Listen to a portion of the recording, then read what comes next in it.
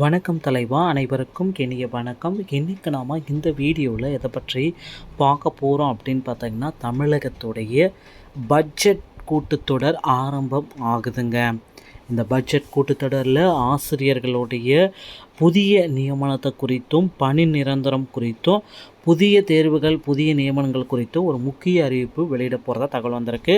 So ஆசிரியர்களுக்கு இந்த ஆண்டு அதிரடியான ஜாக்பாட்டு நியமன தேர்வை ரத்து செய்யலாம் அப்படின்ற அளவுக்கு யோசனைகள் எல்லாமே போயிட்டுருக்குங்க. ஸோ இதனால் பார்த்திங்கன்னா அடுத்தடுத்து ஆசிரியர் பெருமக்களுக்கு நியமன தேர்வு ரத்து செய்யப்படுமாயின் ஒரு புதிய மகிழ்ச்சியான செய்திகளை ஆசிரியர் சங்கங்களும் சரி ஆசிரியர்களும் சரி பெறுவார்கள்.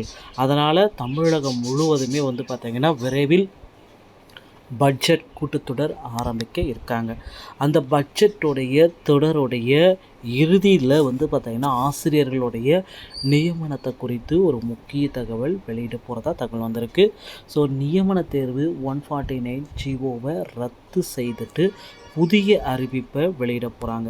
ஸோ ஆசிரியர் பெருமக்களுக்கு அடுத்தடுத்து பார்த்திங்கன்னா மீண்டும் ஒரு ஜாக்போட்டான செய்திகள் காத்துக்கிட்டு இருக்கு.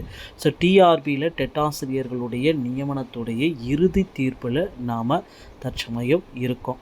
இந்த டிஆர்பியோடைய இறுதி தீர்ப்பு என்னவாக இருக்கும் அப்படின்னு பார்த்தீங்கன்னா 400 ஆசிரியர்களுக்கு பணி நியமனத்தை வழங்கலாம் அப்படின்ற அளவுக்கு யோசனைகள் வச்சிட்ருக்காங்க. ஸோ 400 டெட் தேர்வில் தேர்ச்சி பெற்ற ஆசிரியர்களுக்கு விரைவில் பணி நியமனத்தை கொடுக்கறதுக்கு உறுதி. ஸோ இதற்கு என்ன முடிவு பண்ணலாம் அப்படின்ற அளவுக்கு தீர்ப்புகள் வழக்கறிஞர்கள் எல்லாமே யோசிச்சுட்டு வர டைமில் புதிய தீர்ப்புகள் ஜனவரி 29 மற்றும் 30 தேதிகளில் வெளியிட போகிறாங்க. அந்த தீர்ப்போடைய அடிப்படையில் 400 பேருக்கு மட்டுமே பணி நியமனத்தை கொடுக்கலாம் அப்படின்ற அளவுக்கு யோசனை வந்துட்டுருக்குங்க. டிஆர்பியோடைய டெட் ஆசிரியர்களுடைய நியமனத்தை ஒரு முக்கியமான தகவல்களை நம்ம வெளியிட போகிறாங்க. அடுத்தடுத்த நிகழ்வுகளை நீங்கள் தெரிஞ்சுக்கணும் அப்படின்னு நினச்சிங்கன்னா நம்ம சேனலில் ஒரே ஒரு சப்ஸ்கிரைபர் பெல்லை மட்டும் கிளிக் பண்ணி வச்சுக்கோங்க. அடுத்த வீடியோவில் உங்களை சந்திக்கிறேன். நன்றி, வணக்கம்.